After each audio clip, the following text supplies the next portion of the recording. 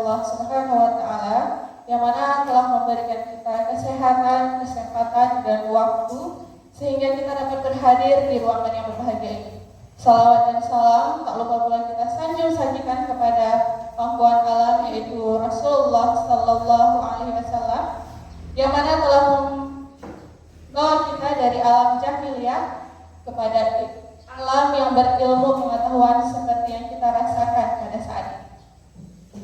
Yang saya hormati kepada Bapak Kepala Sekolah dalam hal ini diwakili oleh wakil yaitu Bapak Fajrianto SPD.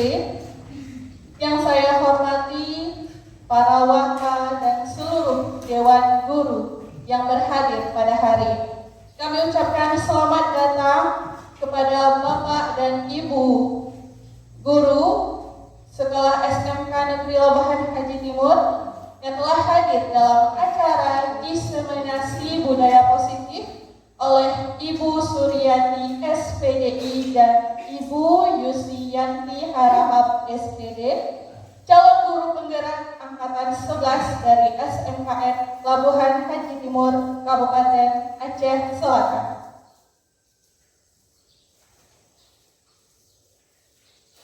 Adapun susunan acaranya: 1.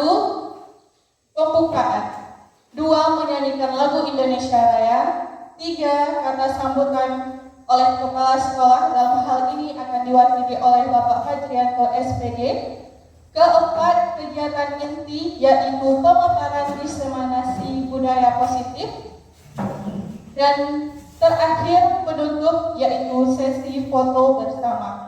Baik, untuk memberkati acara hari ini, marilah kita membaca Al-Fatihah masing-masing. Al-Fatihah. Bismillahirrahmanirrahim. Alhamdulillahirabbil alamin. Arrahmanirrahim. Maliki yaumiddin. Iyyaka na'budu wa iyyaka nasta'in. Ihdinas siratal mustaqim. Siratal ladzina an'amta 'alaihim ghairil maghdubi 'alaihim waladdallin. Amin ya rabbal alamin. Selanjutnya menyanyikan lagu Indonesia Raya yang akan dipimpin oleh Ibu Ika Norika.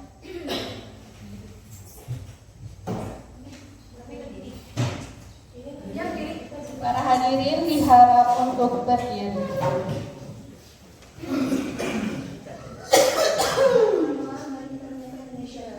We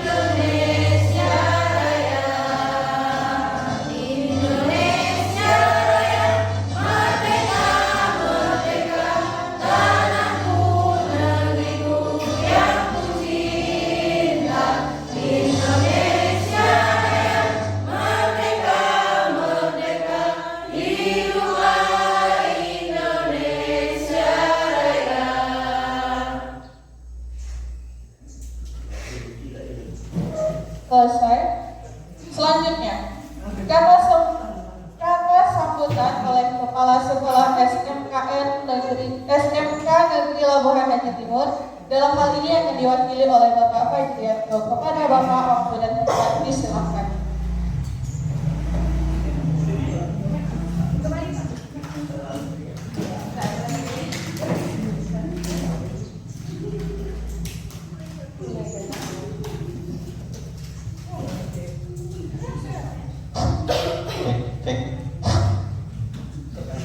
Assalamualaikum warahmatullahi wabarakatuh. Alhamdulillahirabbil alamin.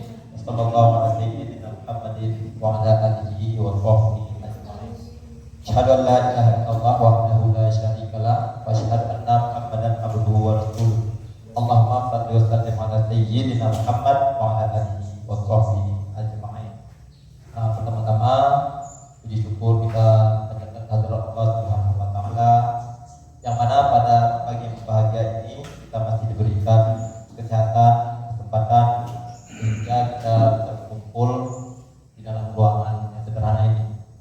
Selawat beri salam tidak jenuh-jenuhnya kita panjatkan, kita hadiahkan kepada junjungan alam Nabi Ustaz Muhammad sallallahu alaihi wasallam yang telah membawa kita dari alam kegelapan ke alam yang berpenuh pengetahuan dan memberi kita contoh hidup teladan yang bisa kita implementasikan dalam kehidupan sehari-hari. Yang kami hormati Bapak Ibu yang telah hadir pada hari yang berbahagia ini untuk melaksanakan acara destinasi positif, budaya positif bagi guru penggerak angkatan 11. Kebetulan pada hari yang berbahagia ini di tengah-tengah kita ini ada dua orang guru penggerak dari sekolah kita SMKN Labuhan Haji Timur, yaitu Ibu Suryati SPD dan Ibu Yusianti Haraha. Ini merupakan satu kebanggaan bagi sekolah kita, terutama bagi kami pribadi yang mewakili kepala sekolah.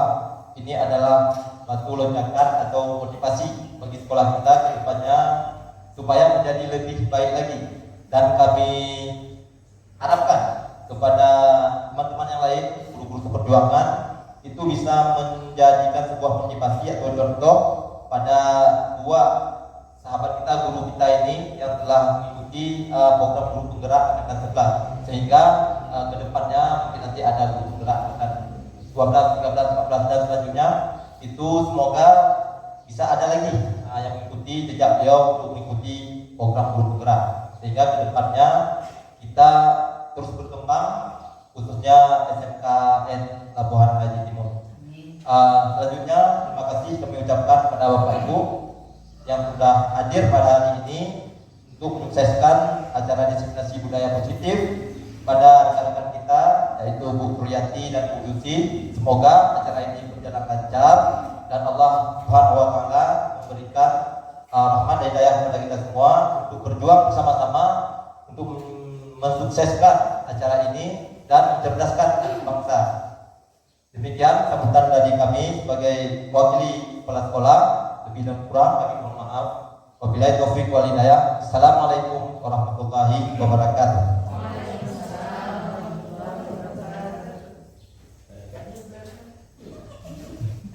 Terima kasih kepada Bapak Fajrianto atas kata sambutannya. Selanjutnya, masukkan ke acara atau kegiatan inti, yaitu pemaparan diskriminasi budaya positif yang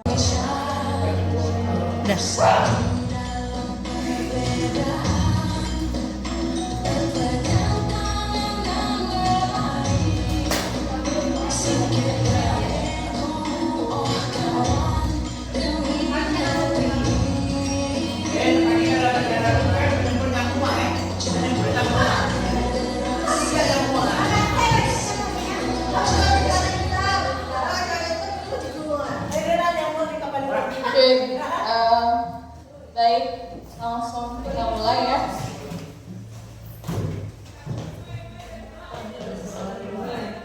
Assalamualaikum warahmatullahi wabarakatuh.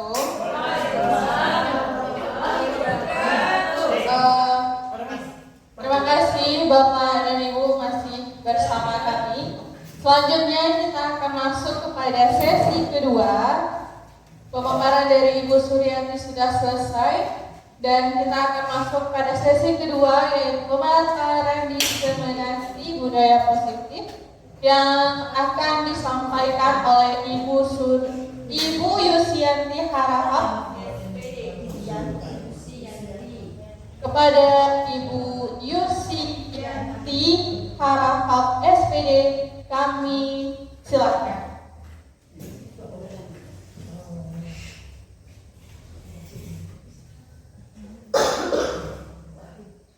Baik, Assalamualaikum warahmatullahi wabarakatuh. Terima kasih saya ucapkan kepada Ibu Moderator. Baik, kita lanjut acara pemaparan tentang budaya positif ya. Dari saya sendiri, saya Yusianti Harahap SPD, calon guru penggerak Angkatan 11 Kabupaten Aceh Selatan, berasal dari sekolah kita bersama yaitu SMK Negeri Labuhan Haji Timur. Terima kasih juga saya ucapkan kepada Bapak Ibu, rekan-rekan semua yang masih bersedia dan masih tetap bersemangat bersama saya pada siang hari ini.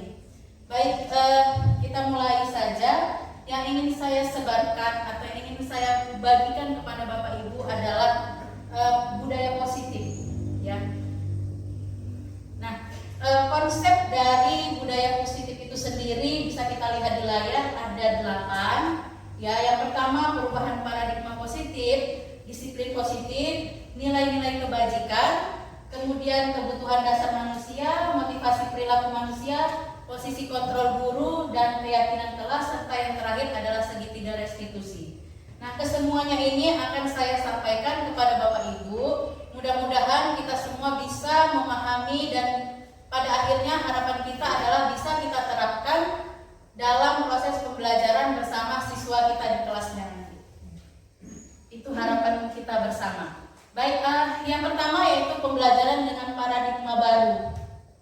Nah, sekarang ini banyak sekali teori-teori pembelajaran yang baru. Yang kami pelajari di guru penggerak itu salah satunya adalah pembelajaran dengan berdiferensiasi. Prinsip berdiferensiasi ini Bapak Ibu mungkin kita sudah sama-sama mengetahui. Saya hanya mengulang kembali ya, Bapak Ibu sudah paham lah ini tentang diferensiasi. Metode pembelajaran di mana kita sebagai guru menggunakan berbagai cara ya yang berbeda untuk memenuhi kebutuhan masing-masing peserta didik. Jadi perlakuan kita terhadap peserta didik yang satu dengan peserta didik yang lain itu bisa saja tidak sama. Ya kan? Yang satu misalkan dia pintar matematika, yang satu dia pintar bahasa Indonesia, ya kita bagaimana caranya kita menyeimbangkannya itu. Yang pintar matematika lebih kita tekankan ke matematikanya gitu ya Bapak Ibu yang guru matematika. Kemudian yang pintar bahasa Indonesia lebih kita tekankan ke bahasa Indonesianya. Begitu juga dengan yang pintar seni. Yang pintar seni ya kita rangkul dia untuk berseni gitu. Kemudian yang mau berprestasi di bidang olahraga, kita tuntun atau kita arahkan ke bidang olahraga. Jadi jangan disamaratakan bahwa belajar, enggak seperti itu Bapak Ibu. Itu yang kami pelajari gitu ya. Mungkin Bapak Ibu juga sudah tahu seperti itu. Jadi kita hanya mengulang kembali nih, dan mengingat kembali.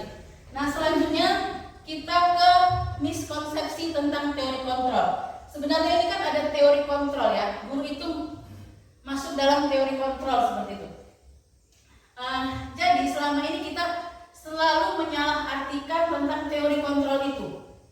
Kita menganggap bahwa guru itu memang saya sendiri pun sebenarnya silap dalam hal ini. Saya juga melakukan kesalahan itu. Setelah saya belajar ini, saya baru tahu bahwa teori kontrol itu sebenarnya nggak pas untuk kita. Saat kita salah mengartikan teori kontrol itu tadi, kita menganggap bahwa kita yang harus mengontrol siswa itu harus seperti ini, harus seperti itu, kan tidak.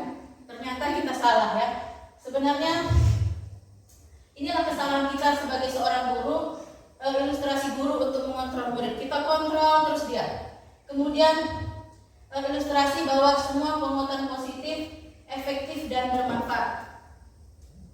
Kadang-kadang belum tentu kita kuatkan positif itu dia belum tentu bermanfaat untuk dia.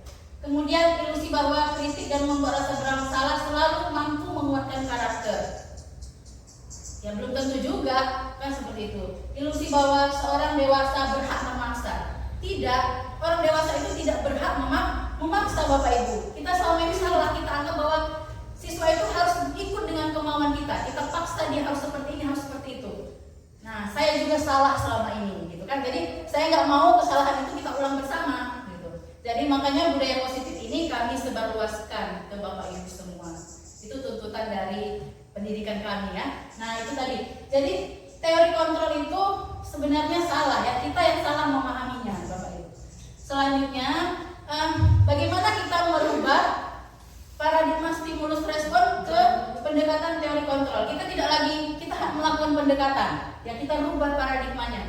Yang darinya pertamanya kita semuanya sama, tapi kan pada kenyataannya kita semuanya berbeda.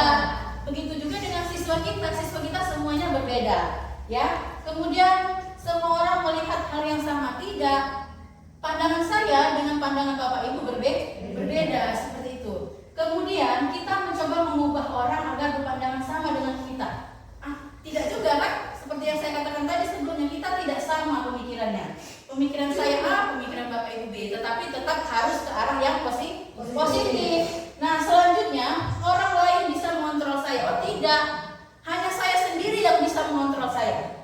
Kita tidak bisa dikontrol oleh orang lain. Nah, selanjutnya pemaksaan ada pada saat bujukan gagal. Kolaborasi dan konsensus menciptakan pilihan-pilihan baru. Oh iya, kita harus berkolaborasi. Bukan berarti pemaksaan. Ibu harus begini, kamu harus begitu nak, kamu tidak. Kita bebas menciptakan pilihan-pilihan. Nanti ada kaitannya di keyakinan kelas. Seperti itu Bapak Ibu. Selanjutnya, model berpikir menang kalah. Kita tidak ada menang, tidak ada kalah ya. Kita sama-sama menang. Win-win solution. Kita mencari teori yang terbaik untuk kita. Ya. Jadi tidak ada yang kalah, tidak ada yang menang, tidak ada yang benar dan tidak ada yang salah. Gitu. Jadi semua harus berpikir menang. Bapak Ibu. Nah, kita lanjut. Disiplin positif. Nah, disiplin positif ini bisa kita lihat berasal dari kata disiplin. Apa ini? Disiplina ya, saya kurang mengerti bahasa Latin ini ya. Artinya belajar. Nah, disiplin positif berarti penerapan disiplin yang bertujuan untuk menumbuhkan kesadaran serta memberdayakan peserta didik tanpa imbalan penghargaan atau reward. Nah, kita menumbuhkan kesadaran. Banyak hal-hal dalam disiplin positif ini yang bisa kita terapkan ya di dalam kelas. Apa misalkan? Misalnya kita terapkan untuk tidak datang terlambat, hadir tepat waktu seperti itu ya, tidak keluar masuk pada saat jam pembelajaran. Kita terapkan kepada anak-anak disiplin positif. Pertama sekali adalah pada diri kita sendiri sebenarnya Bapak Ibu ya. Kita tunjukkan dulu bahwa kita berdisiplin positif. Apalagi disiplin positif yang lain, misalkan Bapak Ibu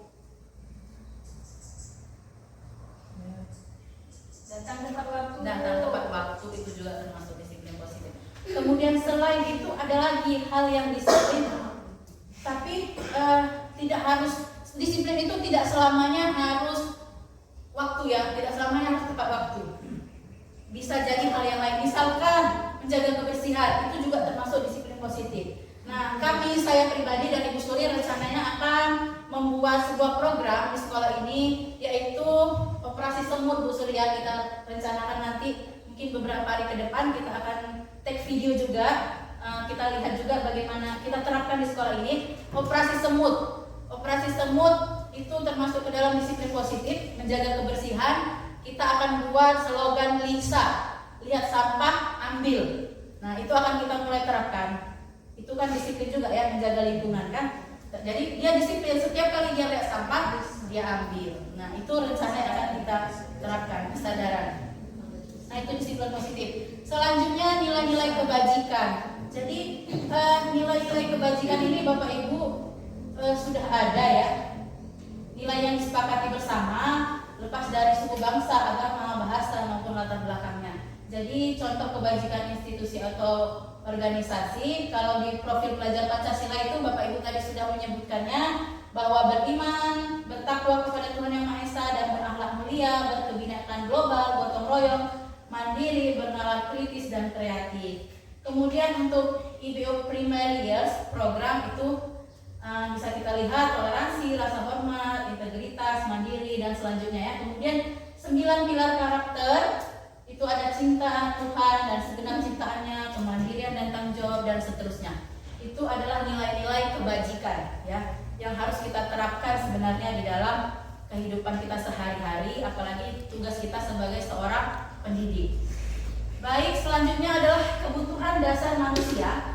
Nah, kebutuhan dasar manusia itu adalah segala sesuatu yang dibutuhkan oleh manusia untuk mempertahankan keseimbangan, kondisi fisiologis dan psikologis yang bertujuan untuk mempertahankan kehidupan dan kesehatannya. Jadi manusia itu memang butuh untuk mempertahankan hidupnya ya. Harus seimbang antara kondisi fisiologis dan psikologis. Baik, Bapak Ibu masih semangat? Masih. Saya lihat semuanya terdiam, apakah memahami atau kenyang? Ya,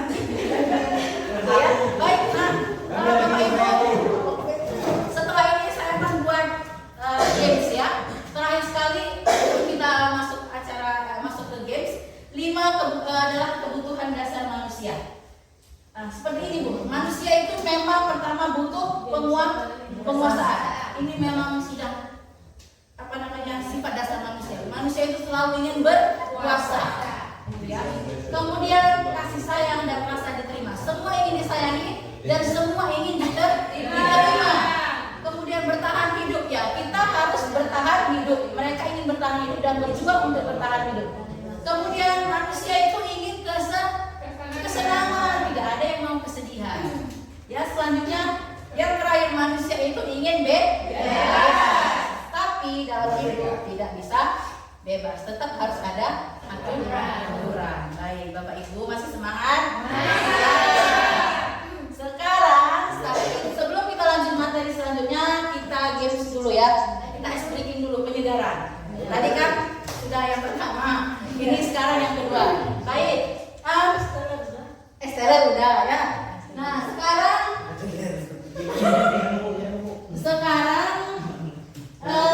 baik, dengarkan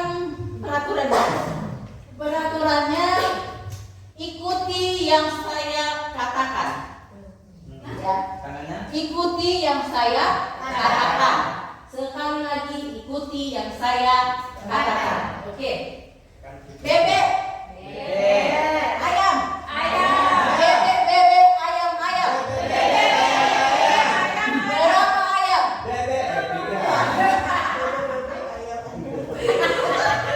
Berapa ayam? 3 Bu. Berapa ayam? 3. Berapa ayam? Berarti belum konsentrasi. Ikuti yang saya katakan. Berapa ayam? 2 Bu. Belum konsentrasi. Ikuti yang saya katakan. Berapa ayam? Berapa ayam? Iya.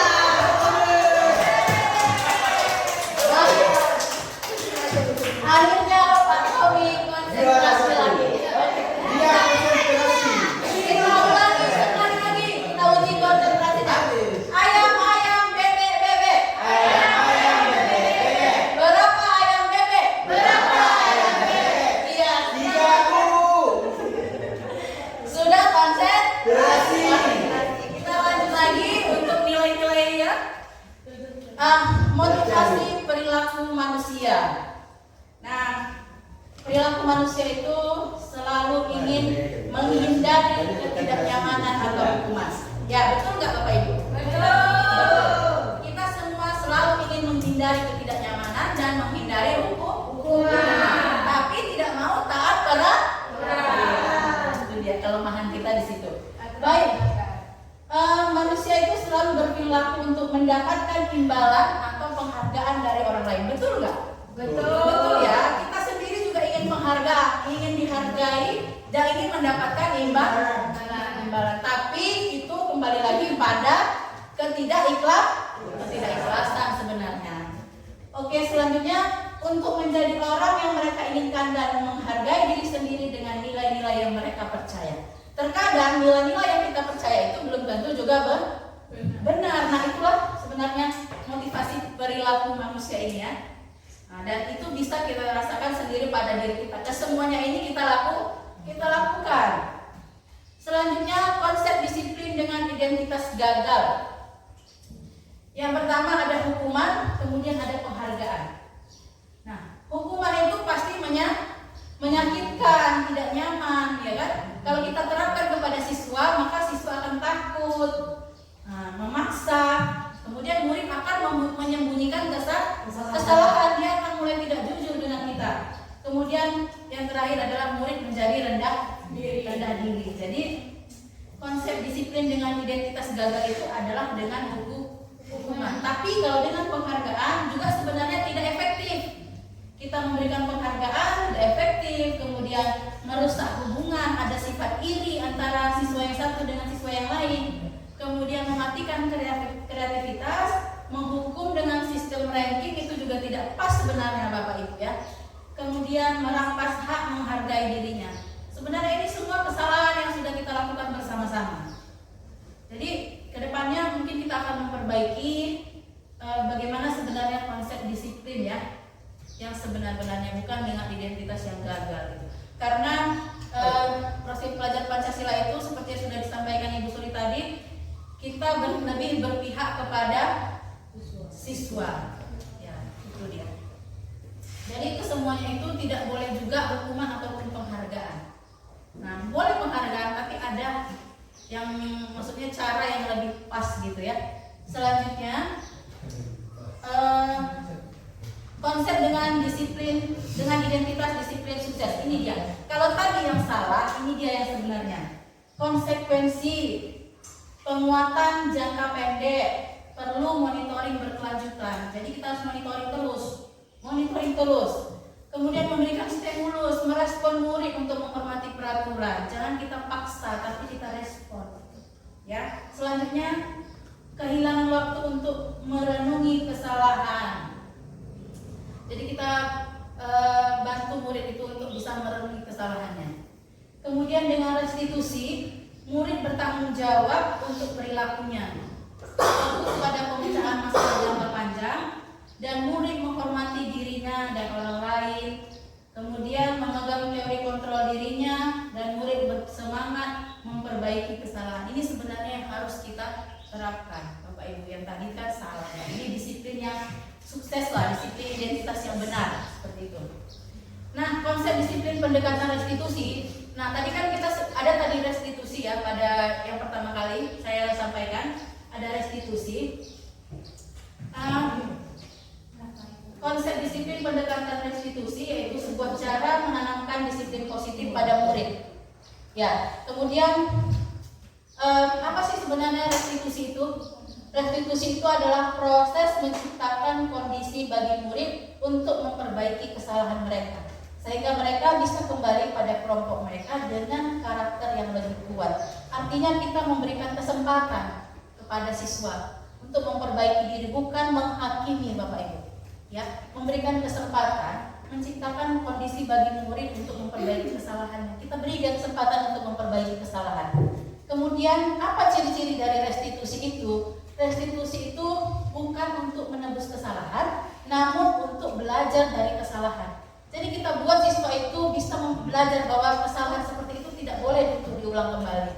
Selanjutnya memperbaiki hubungan. Nah, misalkan di kelas itu ada permasalahan antara siswa, kita buat restitusinya sehingga hubungan antara siswa yang bermasalah tadi bisa kembali baik gitu ya. Selanjutnya tawaran bukan paksaan. Kita bertanya kepada dia, apa yang kamu inginkan? Bukan memaksa dia, minta maaf, bukan seperti itu. Ya, bukan minta maaf. Bukan. Saya juga salah sebenarnya. Saya baru belajar, itulah makanya saya bagi bersama Bapak Ibu. Kemudian restitusi menuntut untuk melihat ke dalam diri, ya, dia lebih melihat ke dalam diri. Mengapa kamu melakukan itu? Kan itu pertanyaannya. Kemudian dia akan ya kenapa saya melakukan? Kita berusaha untuk membuat dia merasa bahwa diri dia itu seperti ini, gitu, melihat ke dalam dirinya. Kemudian restitusi mencari kebutuhan dasar yang mendasari tindakan. Restitusi diri adalah cara yang paling baik. Kemudian fokus pada karakter bukan tindakan, fokus pada solusi. Kemudian restitusi mengembalikan murid yang berbuat salah pada kelompoknya. Artinya kalau dia sudah bersalah, jangan kita kucilkan. Jadi kita kembalikan dia kepada teman-temannya. Dengan cara apa? Nanti kita akan belajar di slide terakhir, ada segitiga restitusi, Bapak Ibu. Selanjutnya perbedaan. Nah, ini ada contoh kasus, ya. Di sini kita akan bisa melihat nanti bagaimana segitiga restitusi itu. Siswa sering tidak mengerjakan PR. Ada hukuman, ada konsekuensi, dan ada restitusi. Hukuman itu seperti apa? Guru menghukum siswa tersebut hormat bendera selama 10 menit, ya kan? Kemudian guru marah. Manfaatnya apa, Bapak Ibu? Tidak ada, ya. Itu kalau kita berikan hukuman, belum tentu juga dia terima. Kemudian konsekuensi. Konsekuensi itu seperti ini.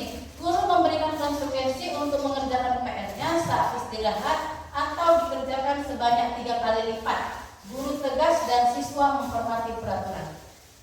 Konsekuensi, ya. Berarti kita persiapkan di awal bahwa kalau kamu tidak mengerjakan ini, Ibu kasih ini apanya? Ini konsekuensi, jangan seperti itu. Kemudian yang ketiga adalah restitusi. Restitusi itu seperti apa? Guru menanyakan keyakinan kelas, dirinya, dan membantu siswa menyelesaikan masalahnya. Guru terbuka dan siswa menghormati dirinya dan orang lain. Artinya seperti ini kalau restitusi. Misalkan kayak ini, kenapa kamu tidak mengerjakan tugas? Nah, seperti itu. Bukan, kenapa kamu tidak mengerjakan tugas? Bukan seperti itu. Apa keyakinan kelas yang sudah kita buat? Setiap anggota kelas wajib harus mengerjakan tugas. Terus, kenapa kamu melanggarnya? Nah, seperti itu kira-kira, Bu, ya. Bukan saya bilang tadi saya juga salah. Jadi kita harus ada 3 tahapan nanti restitusi itu. Maka ada segitiganya, segitiga restitusi. Jadi kita ikuti tahapan segitiga restitusinya itu tadi. Saya rasa kalau dari ketiga cara ini memang setelah saya pelajari dan saya banding-bandingkan, memang yang lebih enak itu memang tetap pakai restitusi. Ya, dengan restitusi. Nah, ini dia ada 5 posisi kontrol dalam restitusi. Bukan berarti restitusi itu tidak punya posisi, ya. Yang pertama penghukum. Di restitusi ada hukuman, ada sebagai penghukum. Kemudian pembuat rasa bersalah, pemantau, teman, dan manajer. Ini dia. Nah, kemudian kalau dan contoh penerapannya seperti ini. Misalkan kalau penghukum, patuhi aturan sekolah, berdiri di depan barisan, seperti itu, ya. Misalkan karena dia salah. Nah, misalkan tidak pakai atribut atau segala macam. Kemudian kalau memantau, kamu kan sudah melanggar. Jadi apa konsekuensinya? Kamu kan sudah tahu. Nah, seperti itu, Bu, ya. Ini saya praktekkan. Iya. Kemudian teman. Kalau kita sebagai teman, ayolah, ayo masuk di barisan, jangan di belakang-belakang. Bukan, masuk, pilih. Nah, bukan seperti itu, Bapak Ibu, ya. Kita semua salah, termasuk saya. Ya. Mungkin Bapak Ibu ada yang sudah pernah melakukan restitusi sebenarnya, tapi tidak menyadari bahwa itu adalah restitusi seperti itu. Kalau saya pribadi, saya salah memang. Saya baru menyadari bahwa setelah masuk di pendidikan guru penggerak ini, saya baru menyadari, oh seperti ini ternyata. Jadi, ayolah, nanti Ibu kena tegur loh sama guru piket, misalkan kalau kita sebagai wali kelas, kan. Jadi itu sebagai teman. Tolonglah, kata ayo dan kata tolong itu masuk ke dalam teman, ya, posisi kontrol teman. Kemudian ada pembuat rasa bersalah. Berapa kali Ibu bilang, Ibu kecewa sama kamu, jangan sebenarnya itu membuat rasa bersalah. Apa kamu tidak malu? Nah, itu tidak sebenarnya boleh sih, gitu kan, pada momen-momen tertentu. Kemudian manajer, apa kamu tahu kesalahanmu? Nah, kemudian kira-kira bagaimana kamu akan memperbaiki kesalahannya? Dikembalikan lagi kepada siswa. Itu dia 5 posisi kontrol, ya, Bu. Bapak ada penghukum, pemantau teman, pembuat rasa bersalah, kemudian manajer. Masih semangat? Oke. Kalau begitu kita tepuk semangat dulu. Oke. Semangat. Semangat. Oke. Baik Pak Fajri ya. Oke, 1, 2, 3. Semangat. Semangat. Semangat. Oke, masih semangat Bapak Ibu. Nah, kita masuk di poin keyakinan kelas ya. Mengapa keyakinan kelas? Tidak peraturan kelas. Coba Bapak Ibu ada nggak yang bisa memberikan tanggapan? Kenapa ini peraturan kelas bukan kenapa ini keyakinan kelas bukan peraturan kelas? Ya, Bu Era, Pak Fajri. Apa Bu? Kenapa dia keyakinan kelas, Pak, bukan peraturan kelas? Bu Era. Ini kalau peraturan mengikat Bu. Ya, Kalau kalau keyakinan berarti keinginan sendiri untuk belajar Bu. oke, bagus sekali Pak Mujian. Terima kasih tepuk tangan untuk Pak Muji. Baik, betul sekali apa yang dikatakan Pak Muji, Bapak Ibu, bahwa mengapa peraturan?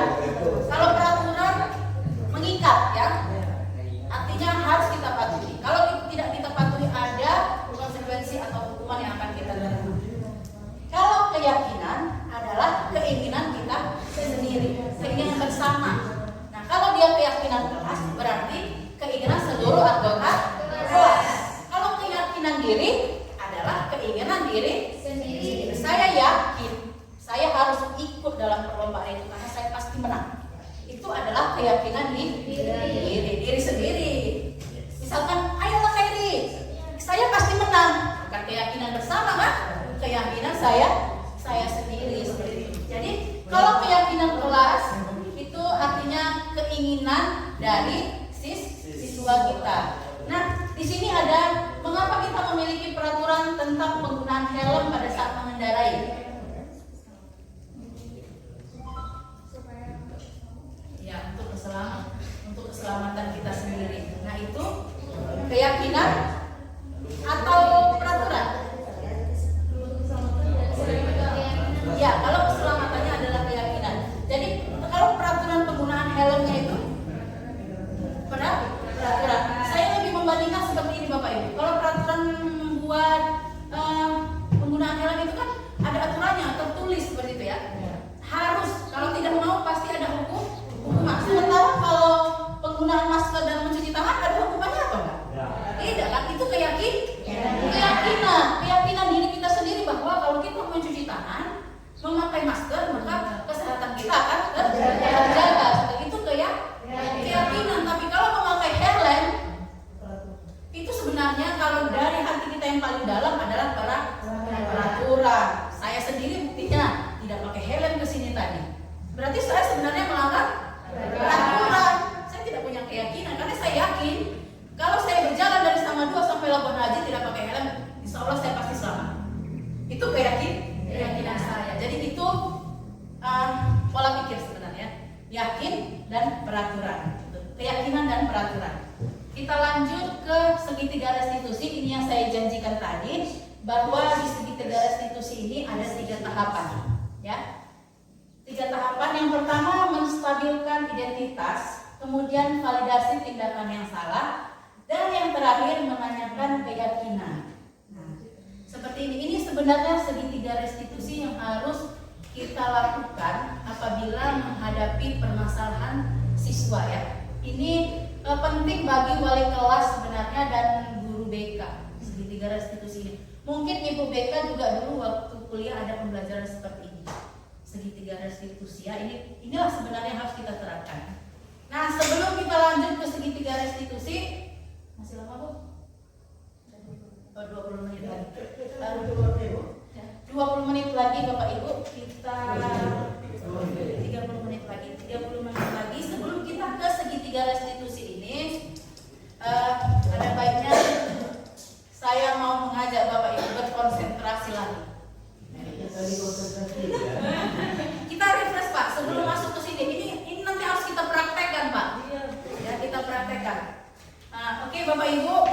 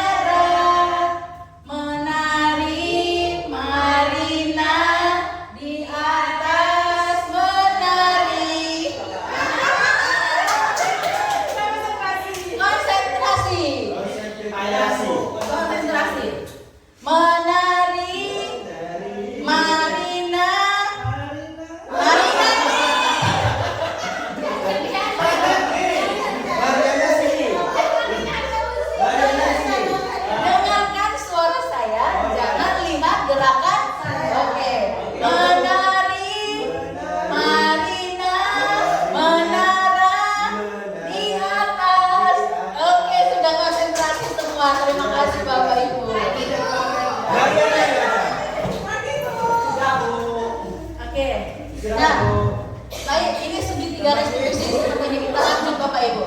Ini akan lebih seru kita praktekkan. Segitiga restitusi itu ada menstabilkan identitas, ya. Kemudian validasi tindakan yang salah, kemudian menanyakan keyakinan. Misalkan seperti ini.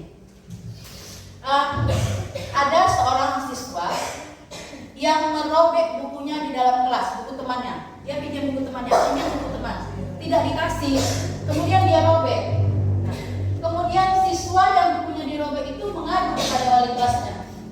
Bu, buku saya dirobek. Siapa yang merobek? Mufti, Bu. Jahat sih. Oke, kalau gitu nanti Ibu selesaikan dengan Mufti ya nak, seperti itu kan. Nah, kemudian Ibu tanyalah, panggil Mufti. Silakan duduk Mufti. Duduk Mufti. Nah, seperti itu Bu ya. Kita, kenapa kamu? Seperti itu. Mufti, seperti itu nah, Bu ya. Kita stabilkan dulu identitasnya. Kita tanyakan, kenapa kamu merobek buku Tommy? Jahat ya Bu. Gak pernah ngomong lagi dia. Kita tanya, iya Bu, saya jengkel sama Tommy. Iya, saya salah Bu. Iya, memang kita semua pernah melakukan kesalahan. Kita stabilkan dia. Kita pernah melakukan kesalahan. Nah, tapi kesalahan apa yang kamu lakukan itu menyebabkan kerugian bagi orang lain, seperti itu kan, misalkan. Kemudian kita tanyakan lagi, ya Bu, saya tahu, dia jawab misalkan. Nah, kita validasi tindakan yang salah. Kamu pasti punya alasan, Mufti, kenapa merobek buku Tommy. Nah, dia jawab, iya Bu, saya jengkel sama Tommy. Saya mau minjam buku padahal untuk mengerjakan tugas, tapi gak dikasihnya Bu. Iya, nah seperti itu, kita tetap seperti itu seharusnya diajarkan ya. Dan harus kita lakukan seperti itu, di intonasi suara sudah kita jaga. Iya, semua memang memiliki alasan. Kita validasi nanti Bapak Ibu, catatannya bagaimana kalimat-kalimatnya akan kami bagikan setelah selesai ini nanti ya, supaya kita bisa lebih memahami. Kemudian menanyakan keyakinan. Setelah kita validasi tindakan yang salah, kita stabilkan identitasnya, kita tanyakan keyakinan kelasnya. Nah, kita kan sudah punya keyakinan. Terus keyakinan kelas apa yang kamu langgar ini Mufti? Misal nih Pak Mufti jangan tersinggung ya. Nanti dikasih lagi ya Pak. Itu berdua. Terus kita akan bilang, dia akan bilang keyakinan kelas, setiap anggota kelas harus saling menjaga ketertiban atau saling menghormati Bu. Iya. Terus apa usaha kamu? Apa usaha yang akan kamu lakukan untuk menyelesaikan persoalan ini? Bukan kita yang harus menyelesaikan, tapi dia. Dia akan bilang, saya akan minta maaf Bu dengan Mufti. Bukan kita yang menyuruh dia meminta maaf. Nah, keyakinan dia kan? Saya akan minta maaf Bu dengan ke Tommy. Nanti saya akan mengajak teman-teman lagi untuk bisa lebih memahami keyakinan kelas dan menaati atau melihat kembali keyakinan kelas kita. Bukan kita yang menyuruh dia minta maaf, tapi tanyakan apa yang ingin dia lakukan untuk menyelesaikan persoalan. Kita hanya sebagai media atau operator seperti itu, penghubung ya, macam lah. Oke, ya, gitu ya. Jadi Tommy dengan Mufti harus. Walaupun Tommy sudah dirobek Mufti, maka Tommy harus memaafkan Mufti. Pokoknya Tommy harus jangan. Bapak Ibu, Bu Suri, bagaimana waktu kita? Udah 35. Maksudnya 35 menit. baru setengah jam. Berarti 1 jam lagi. 30 menit lagi. Baik. Baik Bapak Ibu, nanti kan dari situ. 40 menit. Baik Bapak Ibu, yang terakhir sekali setelah 3 restitusi ini memang sudah materinya terakhir habis, tapi kita akan kembali mundur ke belakang yaitu keyakinan kelas. Keyakinan kelas ini Bapak Ibu perlu kita buat di kelas ya, baik itu guru mata pelajaran ataupun guru wali kelas. Yang pertama sekali wali kelas, kemudian guru mata pelajaran. Jadi teknisnya itu sebelum kita memulai pembelajaran, biasanya di awal semester ya, di pertemuan pertama, nah kita terlebih dahulu harus membuat keyakinan kelas. Tahapannya pertama sekali kita minta siswa untuk menuliskan atau menyebutkan kelas seperti apa yang dia inginkan. Karena pada akhirnya nanti kita akan mengambil kesimpulan, kita jadikan keyakinan kelas adalah hasil dari keinginan mereka sendiri. Jadi kita suruh mereka menuliskan atau menentukan kelas seperti apa yang mereka inginkan. Nah, kemudian dia sudah buat misalkan di sini dia buat ingin kelas yang bersih. Ada lagi yang buat tidak boleh saling mengejek, tidak boleh menyebut nama orang tua, misalkan. Tidak boleh makan di kelas. Nah, seperti itu. Kita himpun itu semua keinginannya mereka. Kita kumpulkan. Mana bagian-bagian yang sama kita gabung menjadi satu, ya. Artinya supaya tidak tumpang tindih. Misalkan tidak boleh makan di kelas, Bu. Tidak boleh ribut. Itu masuk kepada setiap anggota kelas harus menjaga ketertiban, seperti itu. Jadi terus ada lagi nanti misalkan tidak boleh saling mengejek. Setiap anggota kelas harus saling menghormati. Jatuhnya seperti itu. Jadi Bapak Ibu, keyakinan kelas ini harus dalam bentuk kalimat positif, ya. Tidak boleh ada kata tidak boleh mengejek. Makanya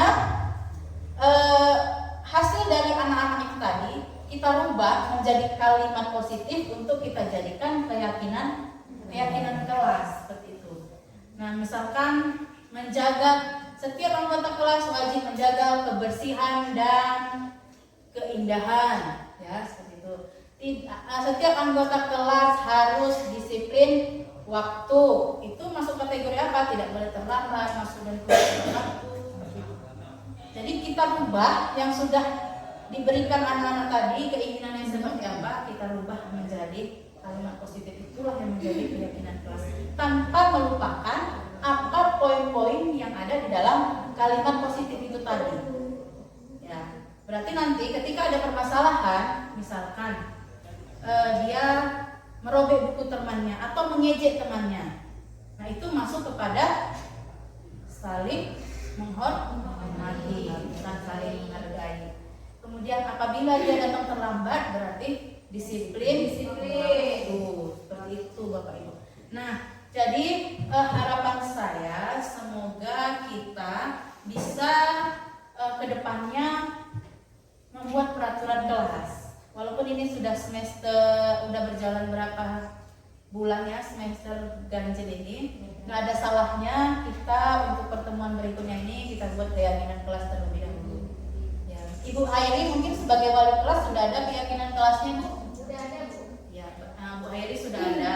Bagus kalau begitu. Berarti Bapak Ibu yang lain harus membuat juga ya, supaya siswanya suka, maksudnya menarik gitu, karena kelasnya itu aktif, karena itu sesuai dengan keinginan mereka, bukan keinginan kita. Jadi tentang kedisiplinan, Bu, ya. Misalnya Pak Tommy, kita masuk pada sesi tanya jawab dulu, Pak. Oke, baik Bapak Ibu, saya rasa semuanya sudah saya sampaikan. Kemudian nanti mohon bantuannya kepada Bapak-Bapak Ibu wali kelas saat kami ingin sosialisasi disiplin positif ya, sosialisasi budaya positif. Kami butuh bantuannya Bapak Ibu wali kelas untuk kami sosialisasi di kelas-kelasnya nanti. Baik, saya rasa itu saja sudah saya sampaikan semua. Saya kembalikan kepada Ibu moderator. Saya ada tante. Kamu ada pandai. oh ya aku. Ya, baik, terima kasih kepada Ibu Yustianti Harahap SPD yang sudah memberikan materi yang luar biasa. Untuk semangat lagi, mari kita beri tepuk tangan yang meriah untuk Ibu Yusti. Ya, sesi pertanyaan, kira-kira akan ada berapa pertanyaan yang akan Ibu terima, Bu Yusti? 3. Kita lihat waktu ya. Semudahan kurang lebih 20. Oh, berarti boleh kita menyesuaikan waktu aja untuk Oke, pertama. saya akan aku. Ada yang ingin bertanya? Termasuk saya juga ingin bertanya. Silakan. Ya, 3 pertanyaan. Satu dulu selesaikan Satu. Pak Tommy dulu. Bapak banyak kali pertanyaan apa dong ya? Kenapa boleh ditopekkan? Mana sudah aja? Mana sudah aja? Siswa yang haji. Assalamualaikum warahmatullahi wabarakatuh. Waalaikumsalam warahmatullahi wabarakatuh. Jadi setelah kami mengikuti pembelajaran sama ibu, jadi pembelajarannya penjelasannya sangat luar biasa. Jadi yang ingin saya tanyakan Bu, apa yang Anda rencanakan untuk dilakukan setelah menjadi guru penggerak? Satu. Selanjutnya, apa motivasi menjadi guru penggerak dan apa yang akan dilakukan untuk mewujudkannya? Dan yang terakhir, bagaimana cara mengatasi siswa itu yang terlambat? Bapak menjadi Terima kasih atas internet tuh. Diulang lagi Bapak. Yang pertama. Bapak jangan baca lah. Yang pertama, apa yang Anda rencanakan untuk dilakukan setelah menjadi guru penggerak? Setelah jadi guru penggerak. Dan selanjutnya, apa motivasi menjadi guru penggerak dan apa yang akan dilakukan untuk mewujudkannya? Yang ketiga boleh ya? Yang akan dilakukan untuk mewujudkan yang mana ini Pak? Mewujudkan apa namanya yang setelah menjadi guru penggeraknya? Oke, baik. Terima kasih. Baik, terima kasih Pak Tommy ya. Pertanyaan yang pertama, apa yang direncanakan setelah jadi guru penggerak? Ya, ingin saya rencanakan sebenarnya apa yang ingin saya rencanakan? Yang pasti saya ingin merencanakan menyampaikan atau melaksanakan sebisa mungkin apa yang sudah saya pelajari. Itu terlebih dahulu ke diri saya sendiri. Saya akan belajar dan berusaha mempraktekkan apa yang sudah saya pelajari seperti budaya positif, pembelajaran berdiferensiasi, kemudian ada beberapa materi yang saya akan berusaha menerapkannya di sekolah. Dan tidak lepas dari dukungan Bapak Ibu semua. Kita harus sama-sama, itulah tugas saya belajar untuk membagikan ke Bapak Ibu. Jadi saya akan berusaha mempelajarinya, saya bagikan ke Bapak Ibu dan kita kembangkan bersama-sama. Itu rencana saya ke depannya. Kemudian bukan saya sendiri ya, namanya aja saya guru penggerak, tapi saya tidak ada tanpa Bapak Ibu. Ya. Artinya apalah sayur tanpa garam seperti itu Bapak Ibu. Tidak enak dimakan Pak kalau nggak pakai garam, hambar Pak ya. Oke, selanjutnya motivasi. Apa motivasi saya sebagai guru penggerak? Sebenarnya kalau boleh dijawab jujur, saya nggak punya motivasi untuk guru penggerak. Oh, Mak. Ini coba-coba. Ya coba-coba. Saya coba-coba terlebih dahulu. Coba-coba lulus nggak ya? Gitu. Kenapa saya nggak punya motivasi? Karena yang saya lihat orang-orang yang ikut guru penggerak itu capek, banyak tugas, seperti itu kan. Ini itu kegiatannya. Saya merasa nggak sanggup karena saya punya bayi. Tapi nggak apa-apa lah, kita coba aja, mana tahu berhasil kan gitu. Kalau berhasil, menambah pengalaman, menambah pengetahuan, bisa disebarkan. Kalaupun tidak, berarti belum rezeki saya itu Pak. Motivasinya sebenarnya coba-coba waktu itu Pak. Karena saya sebenarnya takut ikut guru penggerak ini karena capek. Tapi setelah saya mengikuti, ternyata tidak seperti yang saya pikirkan pertama. Guru penggerak itu asik yang pertama ya. Kita dapat ilmu baru, dapat teman baru. Kemudian kalau soal tugas itu banyak teman yang akan membantu. Seperti saya, banyak dibantu oleh Bu Suri. Kalau Bu Suri dapat bantuannya saya nggak tahu dari mana gitu kan. Yang pasti saya selalu dibantu Bu Suri. Kita saling membantu, bukan sendiri. Saling berbagi. Jadi Bapak Ibu kalau ada ke depannya boleh dicoba. Kan sudah ada kami yang nanti bisa diajak sharing, berbagi gitu. Bu Kairi, Bu Era yang masih muda-muda lah ya. Pak Muji.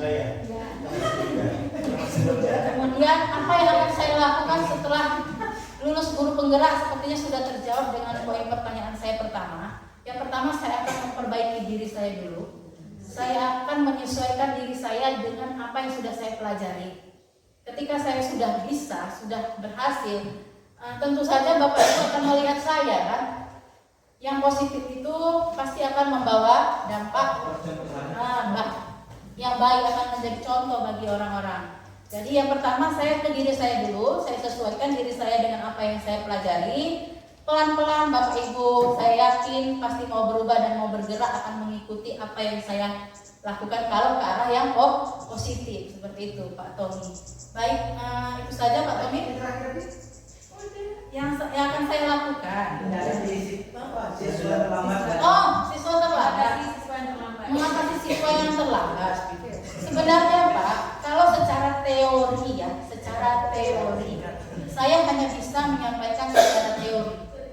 Kalau secara teori, kita harus melakukan segitiga restitusi tadi, pendekatan dulu kepada anak-anak. Pendekatan itu harus koordinasi antara, kembali lagi, wali kelas, BK, kan seperti itu. Piket, harus ada koordinasi. Kita melakukan pendekatan kepada anak-anak.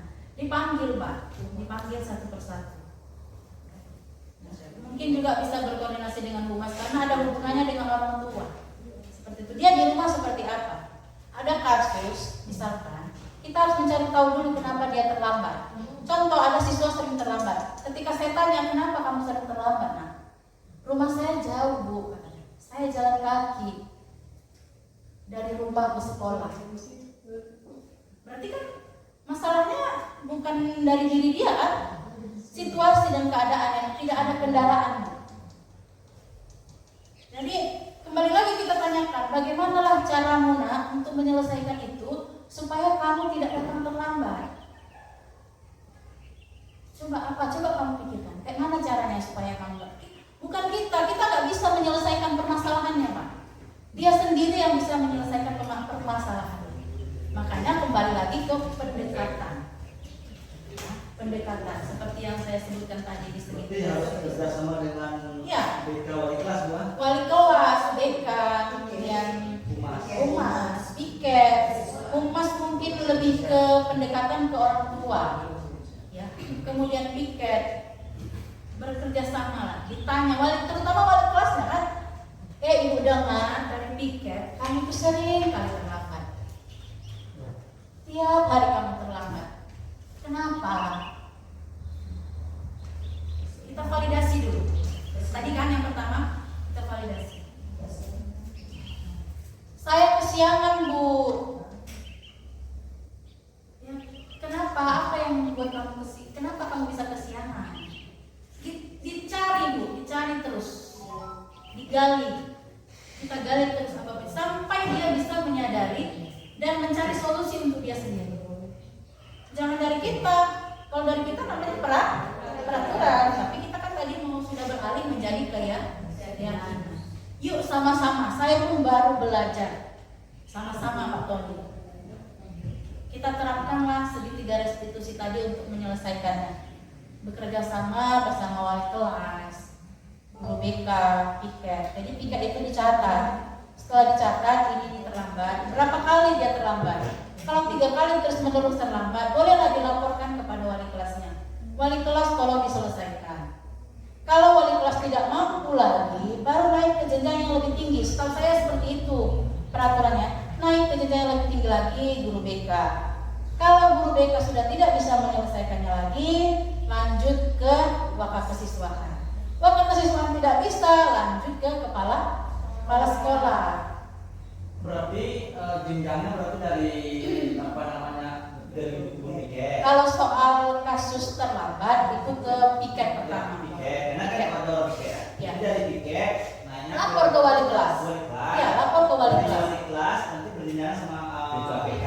Wali kelas selesaikan dulu. Iya, kalau nggak selesai misalnya. Nggak selesai, oke. Perjanjian kita, Ibu tunggu keseriusan kamu ya nak.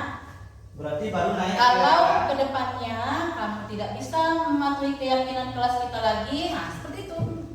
Kita lihat sampai kamu harus buktikan apa yang sudah kamu janjikan sama ibu. Misalkan masih sering terlambat, masih ada laporan dari BKE masih sering terlambat, Bu. Wali kelas menyelesaikan bersama BK. BK apakah koordinasi bersama humas, ke orang tuanya, atau anaknya dulu diselesaikan, anaknya dulu melalui jalur BK, anaknya dulu dilihat lagi, masih sering terlambat lagi, naik lagi ke jenjang yang lebih tinggi. Dan itu semua tidak terlepas dari kerjasama kita semua, Bapak Ibu, ya, seperti itu. Baik, Pak Tommy, bisa diterima? Alhamdulillah, sangat jelas. Oke, silakan Bu Fatayat. Waktunya kurang lebih 5 menit. Kaca. Ya. Baik, karena ada yang ingin ditanyakan lagi kepada Bapak Ibu, sudah selesai ya. Terima kasih atas pemaparan yang sangat penuh dengan isi ini, Bu Yosi.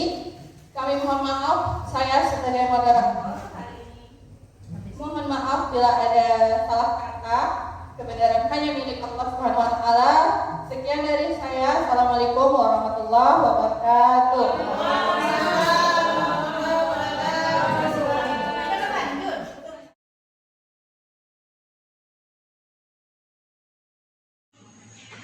Nah, ini yang terakhir ya. Waktu guru menjelaskan tidak ada yang mengobrol. Pengen kelas yang damai, aman dan sejahtera. Tidak mengejek-ngejek teman. Sudah ada di sini? Belum. Belum ya? Ini ada ya? Tidak mengejek teman belum ada ya. Pengen kelas yang aman damai sudah ada. Waktu guru menjelaskan tidak ada yang mengobrol sudah ada kan? Waktu belajar zaman dulu. Berarti di sini kita ambil tidak mengejek teman. Oke, setuju ya kita ambil? Setuju. Kita sama-sama enak menciptakan pembelajaran yang nyaman ini adalah tugas ibu, ya kan? Karena kalian mengharapkan apa tadi, bahagia selalu. Berarti sudah ya, ini kesepakatan kita ada. Nah, ini yang harus kita taati, kita sepakati ya. Jadi ini semua kalian yang menginginkan, maka yang melakukannya juga kali lakukan dengan baik. Oke, terima.